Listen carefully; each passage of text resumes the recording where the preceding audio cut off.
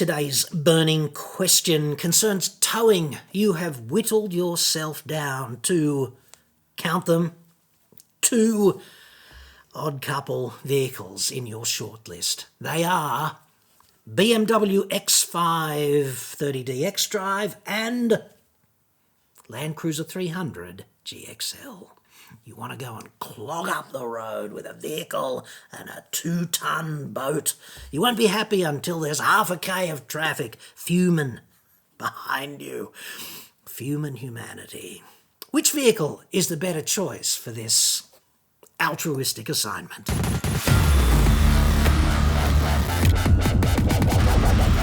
I'm John Cadogan from AutoExpert.com.au. New cars cheap, but Australia only. Website. Come on.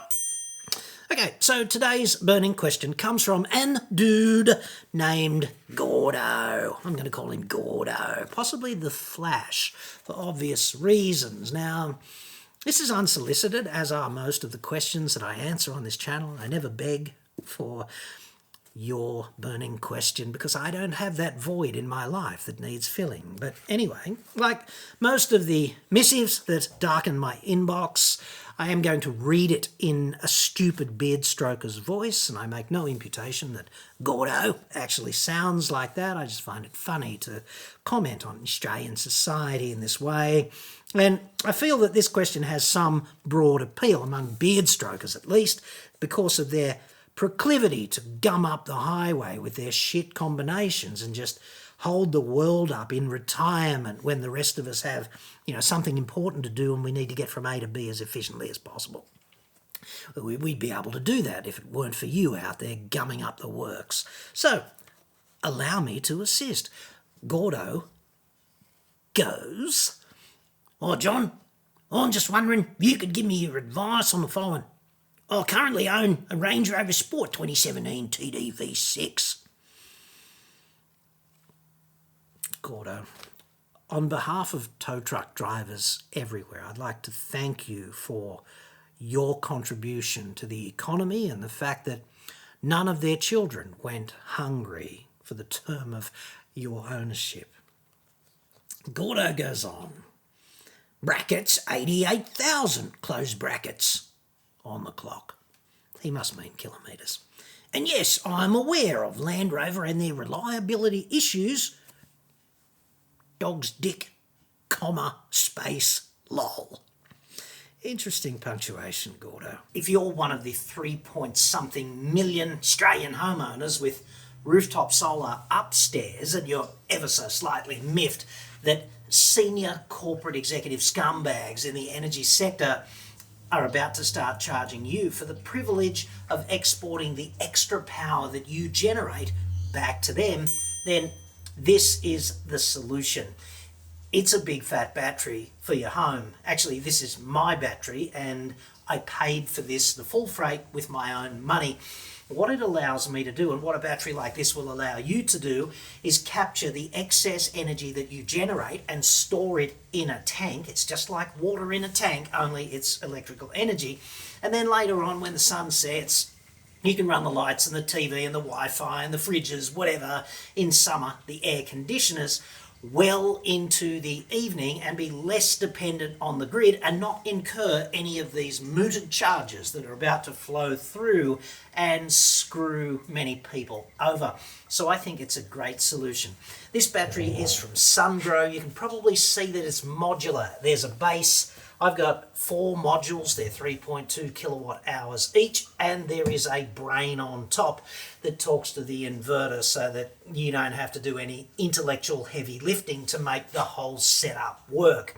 Now, I'm not going to detain you too long because you can see the merit of a system like this, but I partnered with a really good solar installer who not only can do the whole thing, the array, the inverter, and the battery, but also help you retrofit a battery to your system so that you don't incur those charges, you are better protected in a blackout, and you're just more self-sufficient and less dependent on big energy. And also, more insulated from those ever-increasing electricity bills into the future. Just go to autoexpert.com.au/solar for more on that. Fill in the form there. There's no obligation. We will do whatever we can to help you out.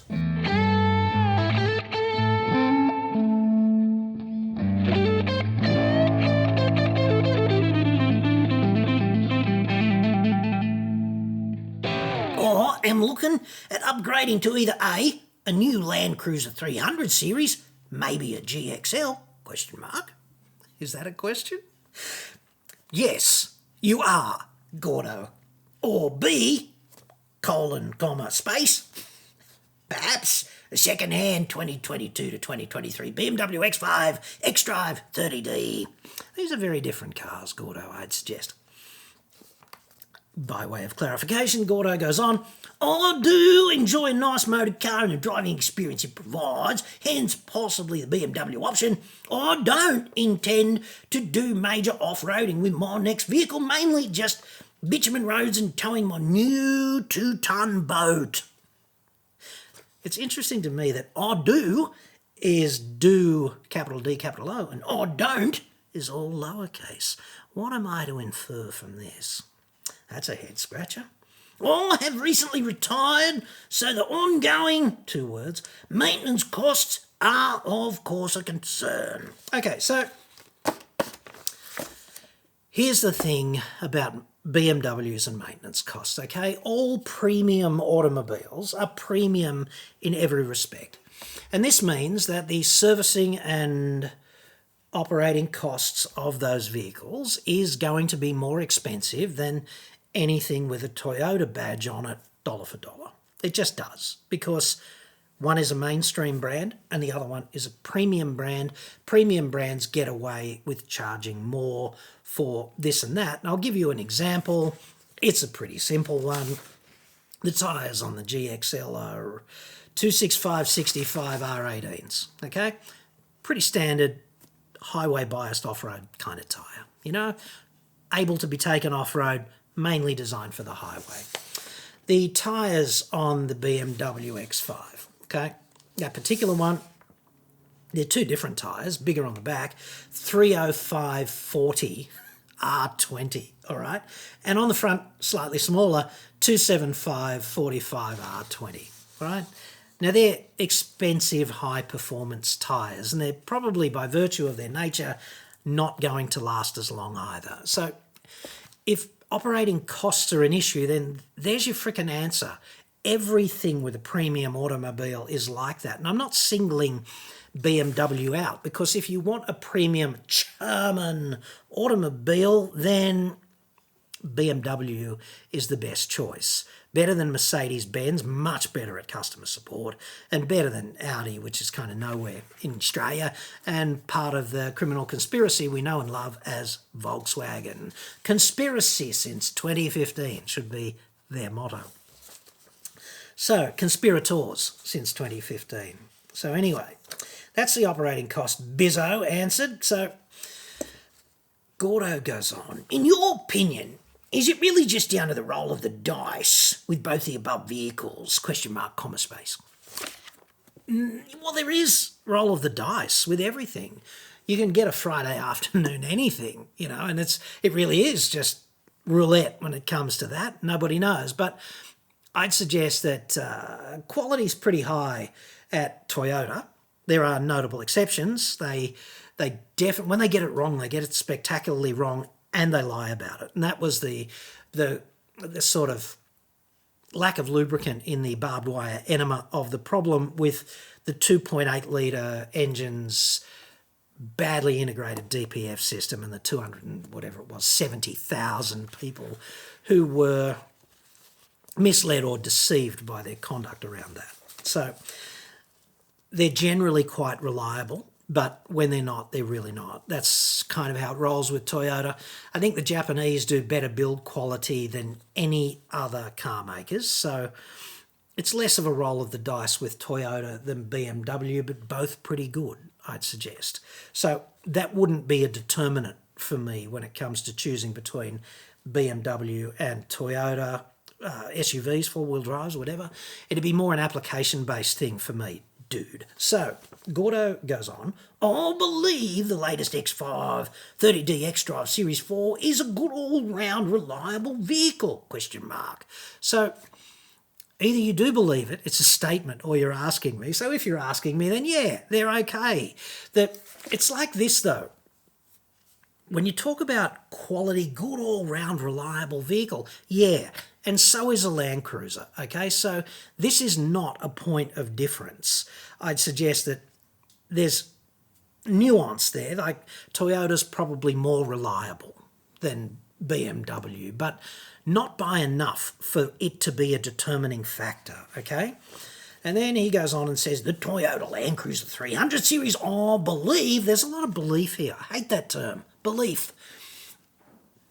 Belief is like faith, is when you know something in the absence of evidence. That's what belief suggests to me. Anyway, I believe of late of the 300 series are having issues with debris in the motor, which is causing bearing issues, question mark. So again, you either believe that or you're asking me, dude, come on. I haven't heard anything about the motor gumming up with debris being caused by Christ knows what. And I did search online for any corroboration of that claim, and I couldn't find anything that I would class as a good source of information on that. I couldn't even find anything half-baked about it, frankly. So I don't know anything about bearing issues with the 300 series. I don't think there are any. The 300 series engine is a low friction engine, however, and this can lead to a bit of accelerated oil consumption at times.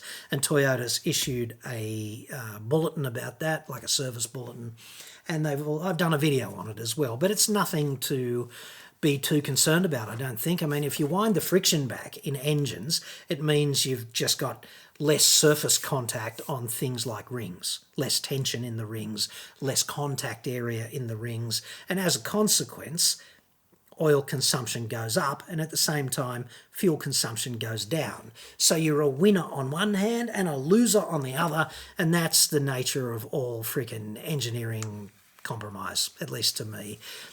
Toyota's just drawn the balance in a particular spot, and you live with it. I don't think there's an intrinsic design defect with the 300 series engine or an assembly problem either, at least not one that has come to light yet. So that doesn't mean there will be one in future. It just means there's no evidence for either of those two things. So perhaps best to proceed on the assumption that they're okay.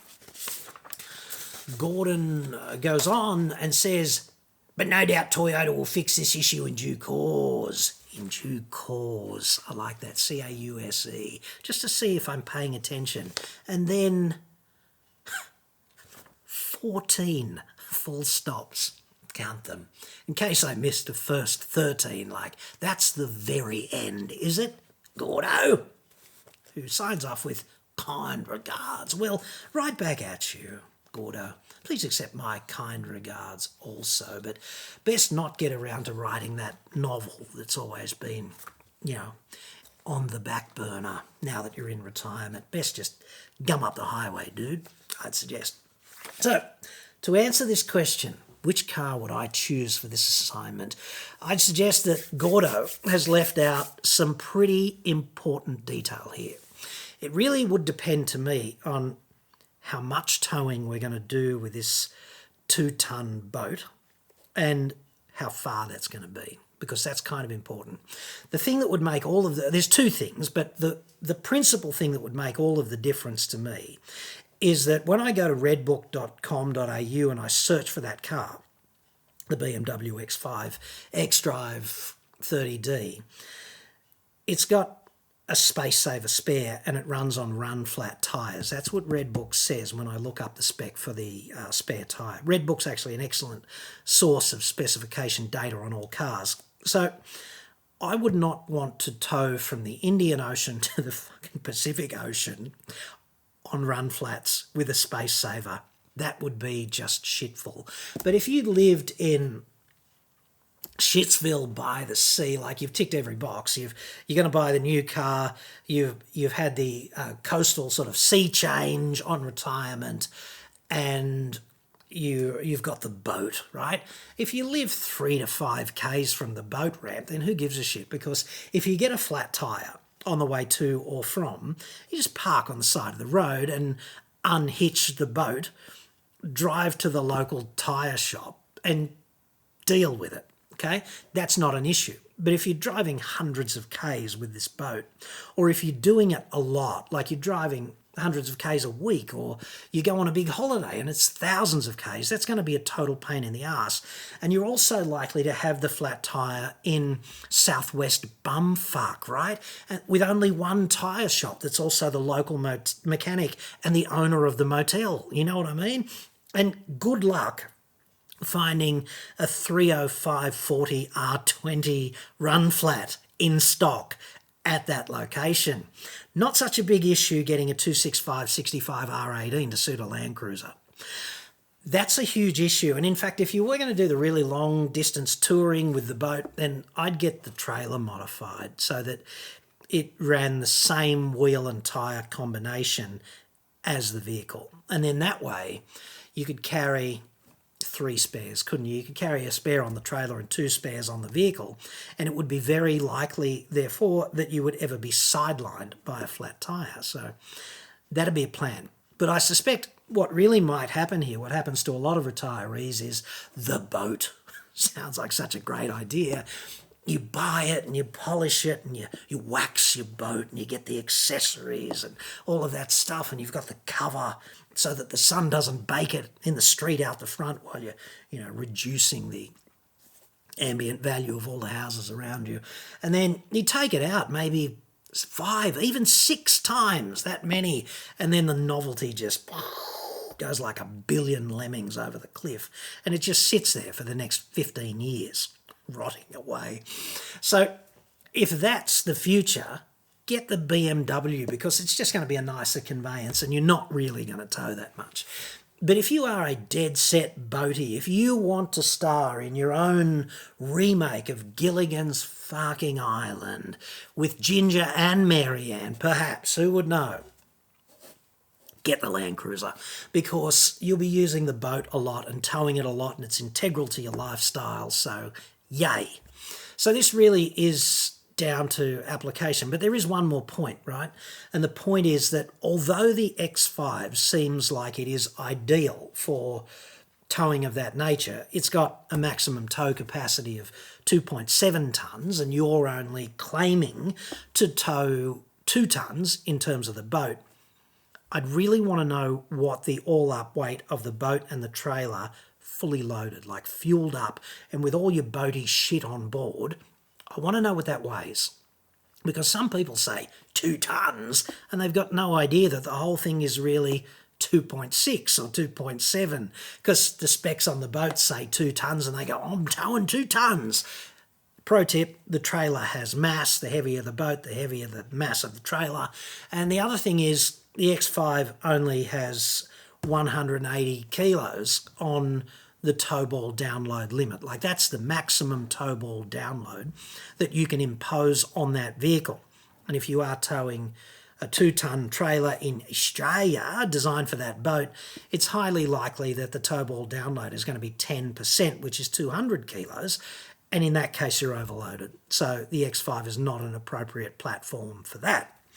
The Land Cruiser, however, has a 3.5-tonne tow limit and a maximum download capacity of 350 kilos, which means it is a lay-down misère for all towing in the 2-tonne ballpark. It's interesting, though, when they're unladen, because the Land Cruiser is intrinsically so much heavier than the X5, weighing in, I didn't write down what the masses were, but I did write down the impact on the payload.